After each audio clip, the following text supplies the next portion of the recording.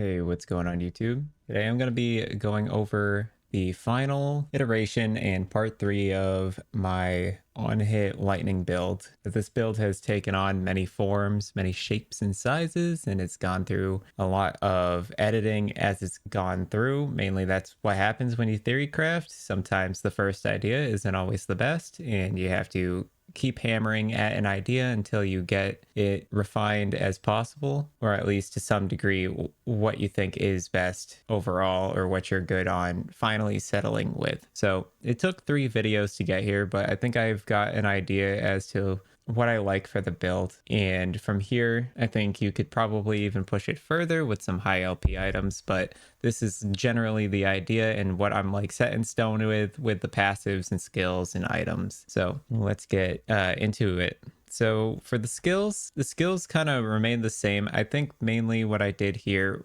differently was, from part 1 at least, was I took a lot of the damage nodes out of Mana Strike, and I took out things like Mana Storm, and I put fully into Spark Charge generation and mana gain, as well as a lot of the global damage abilities. I think it's important to scale the global damage here.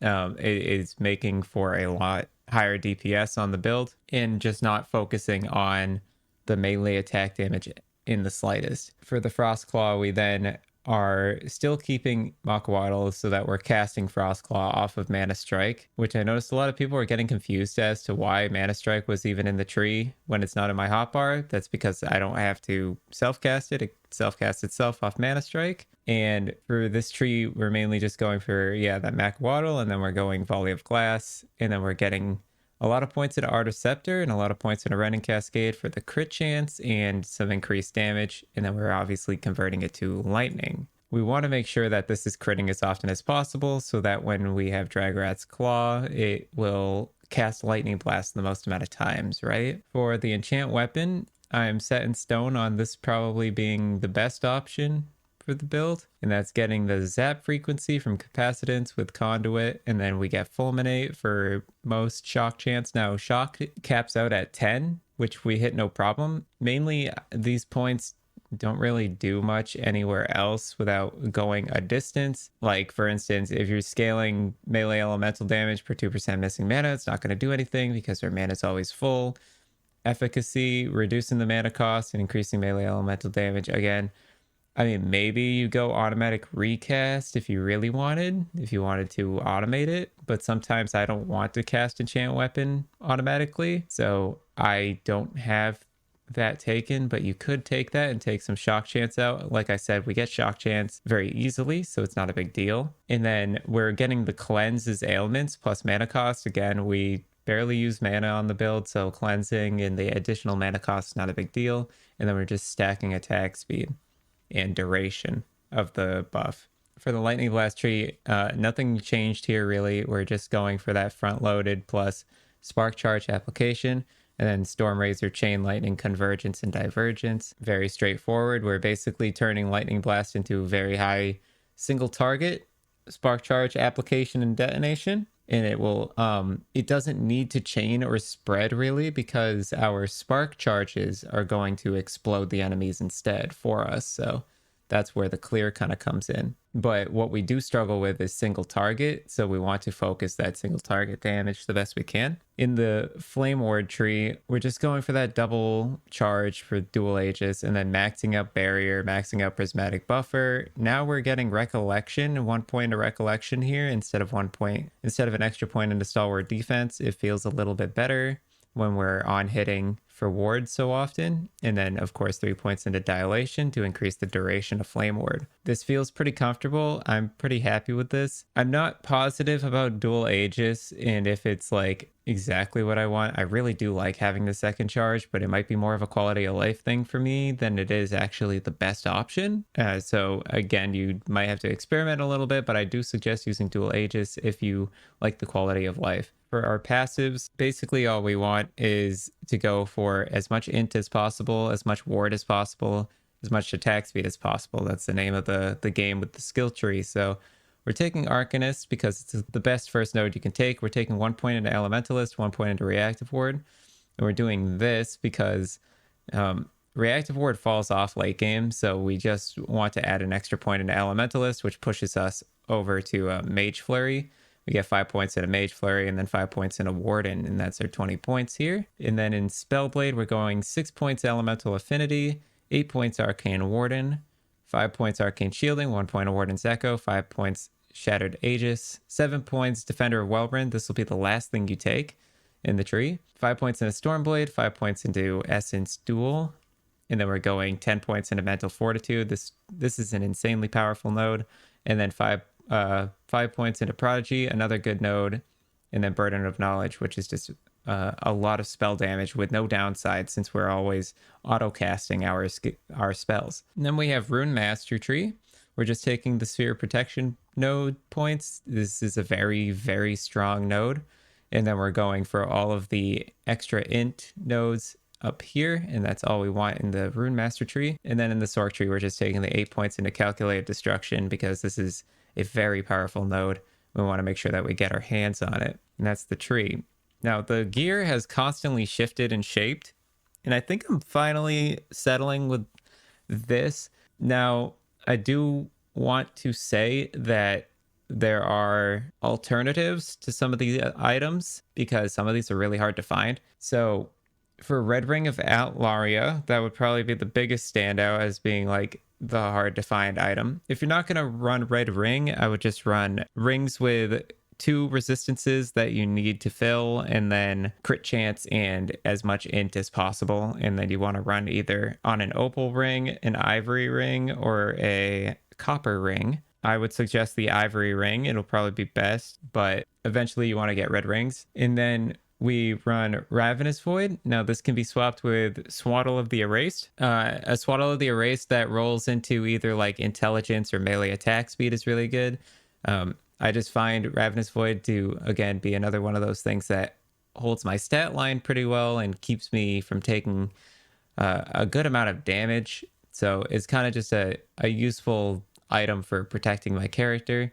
And it pairs well with the next item I'm going to talk about, which is Aurora's Time Glass. And that gives me extra endurance, which doesn't really matter. We're mainly using it for the attack and cast speed and ward retention. And then also the fact that if we're about to take a lethal hit, it will basically give us a second chance and give us haste for 6 seconds. So it's kind of a failsafe. And if this plus Ravenous Void kind of goes off at the same time, so not only does Aurora's Time Glass bring your health down, bring your health back up, but when it kicks back up, you're going to have your Ravenous Void stacks kick in as well. So you'll have like a kind of like a last breath effect almost. For the helmet, we're going to run Peak of the Mountain. Unfortunately, I missed on the slam on this very nice Peak of the Mountain. But what you really want on Peak of the Mountain is like chance to apply Spark Charge on melee hit or intelligence. Those are like the big ones. I missed on the intelligence on my 3LP slam. It was really sad when it happened, but really just a peak with intelligence and Spark Charge on melee hit. That's what you want. For the Fragment of the Enigma, you just want like crit multi on the Fragment of the Enigma. It's basically where all of our damage is coming from. So you definitely need to be running this catalyst. It will make your build feel incredibly powerful. And then Draggrass Claw, we desperately need more attack speed in this build. So taking melee attack speed as your LP slam on Draggrass Claw is what I would suggest. And then crit multi would be like the 2 LP option, right? But melee attack speed is for sure the priority. For the chest piece, you just want something with +2 to mana strike and then some intelligence and armor. The Mystic Plate is the best because it gives us crit strike avoidance, and that combined with the Grand Blessing from Reign of Dragons gives us full crit strike avoidance. So we do want to run a Mystic Plate in particular. For the belt, we just want to run a Chain Belt. It gives us some ward decay threshold, which we are lacking in. The build has a ton of ward retention and a ton of ward regen, but what it's missing is actually decay threshold. So the Chain Belt is helping us there. And this belt is not great. What you should actually have is probably like tier 6 lightning damage with tier 5 mana regen, tier 5 void res, and then tier 5 hybrid armor. So I'm missing the lightning damage here, but the rest is kind of on par with what I want. But basically, yeah, void res, armor, and lightning damage are the 3 big ones that you want to get the mana regen doesn't really matter. You could also get things like a cleanse on potion use or ward gained on potion use, stuff like that. It's kind of a matter of preference. The three main mods that matter is lightning damage, void res, and hybrid armor. And then for the relic, we want to run a Stormcarved Testament, and we want to try and LP slam intelligence onto it. It is basically how the whole build functions is by stacking intelligence. So getting as much intelligence everywhere we can is important. Stormcarved Testament does everything we want. It gives us mana, it gives us Fizz Res, and it gives us Lightning Pen, as well as some extra lightning resistance. This relic just has a lot going for it, so it's very useful for us in this build. And then for the boots, finally, we're just getting as much int on the boots as possible with movement speed. And then you want armor plus armor, so you want double armor here. The health regen per second should be armor. I just don't have boots that are that good yet. And then I have these on a Vanguard boots base, but I suggest either getting them on an Arcane boot base or a Citadel base. Those are probably the two best bases, but take what you can get, right? And that's kind of the gear. For the idols, it's very straightforward. Again, we're just getting crit chance with lightning skills and then ward per second.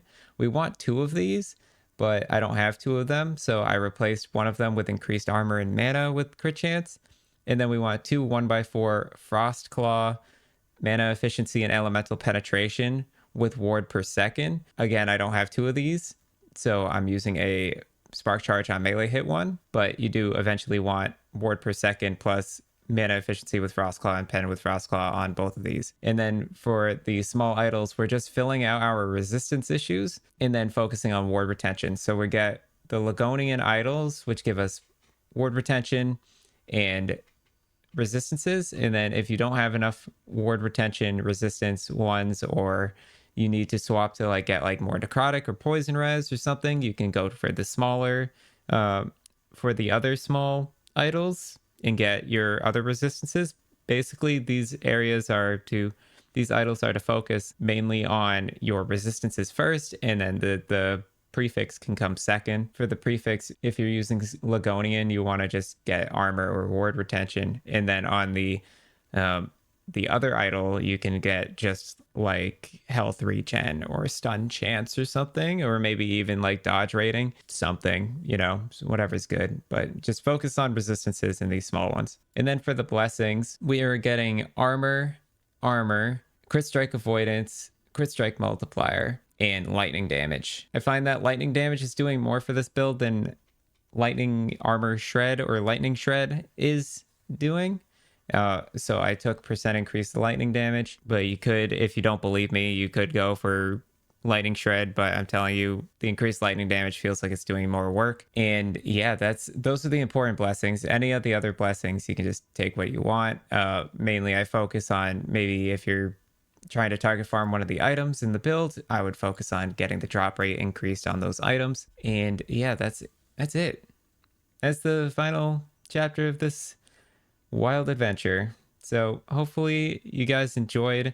This build is pushing 500 corruption, and it feels good. I think without some very strong min-maxing, mainly Merchant's Guild level min-maxing, I'm not gonna be able to push this build further than 500 corruption, but I am happy with how it turned out, and I appreciate you guys following me through this journey. But yeah, this is where I like it. This is what I'm kind of set in stone on. So new build coming probably pretty soon, and I hope you enjoy this. All right, I'll see you later.